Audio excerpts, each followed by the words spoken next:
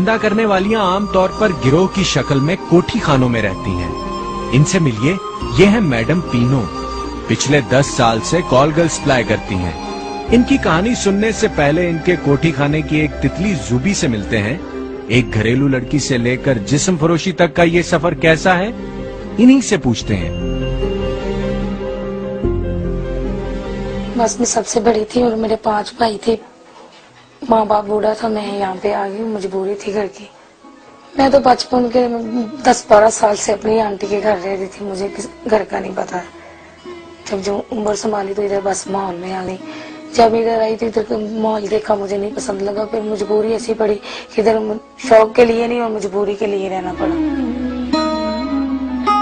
अच्छा, यहाँ की जिंदगी कैसी है? मर्द हैं बहुत सारे, बस जो भी अपनी जो भी करते हैं काम करके चले जाते हैं। किसी की मजबूरी का किसी को क्या पता चलता है। जो भी आता है अपनी अफस पूरी करके वो चला जाता है। कोई आगे परेशानी होती है नहीं होती, कोई बदमाशी लगा के चला जाता है, कोई प्यार से कर जाता है, जो कोई पैसे दे के चला जाता है। इसका काम तो यही। राब्ता कैसे करते हैं आपके साथ लोग बाहर की दुनिया के? वो दलाल लेके आते हैं, बस कोई लाने वाला, कोई चाहत ले आता है, कोई इश्क ले आता है। तो गलत काम के लिए इंसान आता है और क्या करने के लिए आना। जिनकी पार्टी होती है उनसे तो 2000-3000 से अलावा तो बात नहीं करते। तो जो आम है उनसे तो 500-400 से बात हो जाती है। कोठी खाने का माहौल कोठे जैसा हरगिज नहीं होता।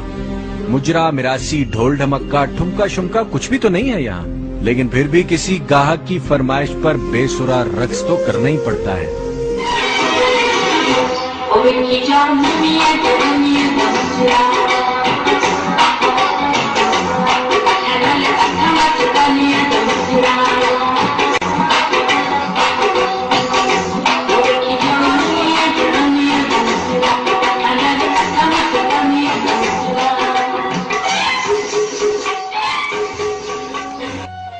कोठी खाने का कारोबार यहाँ पर पाई जाने वाली रंग बिरंगी तितलियों की बदौलत ही चलता है।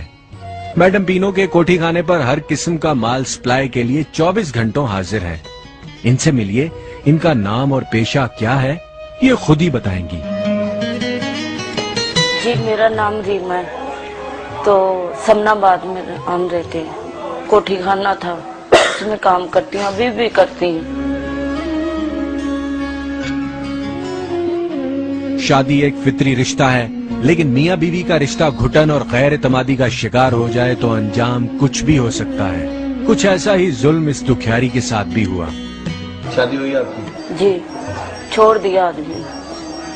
इसने क्या, मैंने तुझे नहीं रखना। मैं क्या, फिर मुझे पूरा खर्चा दो, मेरे बच्चियों को पालो, मेरे बहन भाइयों को पालो, माँ बाप को पालो। उसने कहा मैं नहीं पाल सकता। फिर मैंने कहा मैं जो कदम उठाऊंगी आप नहीं बोलेंगे। मुझे तलाक दे दी उसने 3 दफा कचहरी में जाके। हाँ, झगड़ा किया मैंने उससे। कितना झगड़ा हुआ? बहुत ज्यादा। एक दूसरे को मारा, माँ बाप की लड़ाई हुई, मेरी हुई, उसकी हुई। अच्छा, उसके बाद आप इस काम में आ गए? हाँ, उसके बाद इस काम में आ गए। शौहर के साथ नाचाकी और जालिम की मार धाड़ ने इस सितमज़दा औरत को बेआसरा कर दिया। इन सख्तियों, मुसीबतों और झमेलों ने एक दिन इसे जिस्म फरोशी पर मजबूर कर दिया। एक औरत मुझे मिली थी, उसने कहा 2000 मेरे से ले ले और चले मेरे साथ। मैंने 2000 लेके अपनी माँ को दे दिया। मैंने कहा ये लो अंडी उंडी पकाओ घर में, तो मैं जा रही हूँ। मैंने 2000 दे के इधर आ गई। वालदा ने पूछा नहीं क्या काम करोगी? वालदा को अभी क्या बताए, फिर उसे अभी नहीं मालूम कि क्या करते हैं। मैं यही बताती हूँ कि काम करती हूँ कोठियों में या अस्पताल में। कॉल गर्ल बन जाने के बाद रीमा अपने गाहक को कैसे ढूंढती है और उनसे अपने जिस्म के एवज क्या उजरत पाती है, मुलाहिजा कीजिए वतन अजीज में बसने वाली एक औरत का अलमिया। लड़कियां खड़ी होती हैं, आजो आजो जाना अपने, ऐसे जैसे बुलाती हैं, आवाज देती हैं और आदमी चला जाता है। किसी को कोई 300 दे देता है, कोई 200 दे देता है, कोई 150 देता है, ऐसे देता है। कोई है ज्यादा, कोई अच्छा आदमी आ गया बाहर का, दुबई का या कराची का या अमेरिका से, तो वो ज्यादा नहीं तो ज्यादा से 500 दे जाते हैं, इससे ज्यादा नहीं। आमतौर पर किस तरह के लोग? आमतौर यहाँ के रहने वाले जो आदमी हैं जो हमारे पास आते हैं, कोई 200 देता है, कोई 150 देता है, 100 देता है, इससे ज्यादा नहीं देते। और ये तिब्बी गली है ना, इसमें 50 लेती हैं। इतनी इतनी खूबसूरत लड़कियां खड़ी होती हैं। कहाँ से आती हैं लड़कियाँ? बस कोई भागी होती है, घरों से भाग आती हैं, कोई काम की चली आ जाए, कोई ऐसे आ गई। अच्छा, मर्द जब लेके यहाँ से बाहर जाता है तो कहाँ लेके जाता है औरत को? कोई होटल में ले जाता है, कोई अपने घर में ले जाता है इस्तेमाल करने के लिए। औरत और मर्द का जिस्मानी ताल्लुक दोनों की मर्जी का मरहून मिन्नत है, लेकिन बाज औकात पैसे देकर इख्तियार रखते हुए भी कुछ मर्द हजरात जिस्म फरोश औरतों के साथ जिस्मानी ज्यादती करना पसंद करते हैं। औरत को मजबूर और बेबस पाकर दरिंदों की तरह फाड़ खाने का रुझान जहालत की निशानी है। कोई ऐसे होते हैं, कोई मारते हैं औरतों को, बाल खींचते हैं, काटते हैं, 2000 में ले जाते हैं, आगे दिल चाहे तो 20 आदमी है। ऐसे कोठी बनी हुई है, 20 आदमी है तो वो एक के साथ कर रहे हैं और ज्यादती कर रहे हैं, मार रहे हैं, शराबा पी के ऐसे ज्यादतियां कर रहे हैं। न जाने क्यों धंधा करने वाली की जिंदगी में चंद मिनट के लिए आने वाला मर्द उसकी रूह पर अपनी महरूमियों के दाग भी छोड़ जाता है। जिस्म फरोश औरत भी इंसान है, गाहक ये हरगिज नहीं सोचता। औरत से क्या चाहते हैं, बस ज्यादती कर लेते हैं। आप उसने जो जब लेके जाना तो उसने अपने दिल की पड़ास करके भेजना है लड़की को। उसने तो अपनी दिल की ख्वाहिश पूरी करके लड़की को भेज दे, पर हम तो गरीब हैं, मजबूरी के लिए करते हैं। बस कोई अच्छे ही आदमी होते हैं जो प्यार निभा जाते हैं। आजकल के जमाने अच्छे ही नहीं जमाना है। आज ये लड़की एक रखी है, दूसरी को बुला रहा है, चलो आओ उधर चलें। नायका या मैडम जिस्म फरोशी के कारोबार का मरकजी किरदार है। रीमा इन मैडम्स के बारे में बताती है। नायका होती है वो पैसे पकड़ती है और जो लड़की होती है वो आदमी को अंदर ले जाती है। नायका पैसे लेती है, 200 रुपया, 100 उसका नायका का तो 100 लड़की का।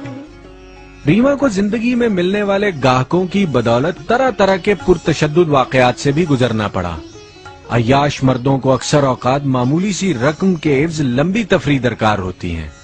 एक दफा मैं गांव में चली गई शेखपुरे के साथ। उधर आदमी ना हो, अभी पहलियां थी सब, उधर 10 आदमी थे।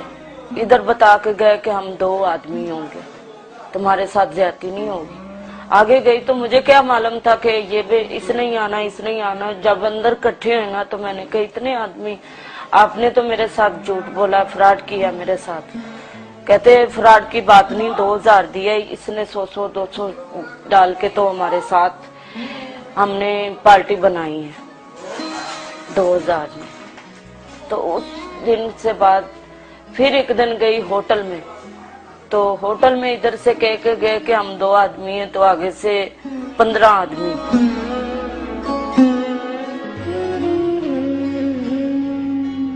ये तो रीमा ने अच्छी तरह समझा दिया कि जिस्म फरोशी एक खतरनाक जरिया रोजगार है। कदम कदम पर औरत के लिए मौत है, तरह तरह की जिल्लतें और खतरा भी है। ये सब कुछ जानते हुए भी ये धंधा क्यों करती हैं? इस सवाल के जवाब में रीमा बोली, बस मजबूरी है, क्या करें। जो हमारे बहन भाई छोटे छोटे हैं, अगर कोई हमारी अच्छी जिंदगी में आ जावे, हमको सब कुछ ले दे, तो हम इस काम में बैठे नहीं, ये जगह में छोड़ दें। इस काम के लिए तो हमारा दिल एक मिनट क्या एक पल भी नहीं चाहता कि हम ये काम करें। हमारा दिल भी चाहता है हम नमाज पढ़ें, नहाएं धोएं, अच्छे रहें, साफ सुथरे रहें, 5 वक्त नमाज पढ़े। हमारा दिल चाहता है, पर क्या करें, मजबूर।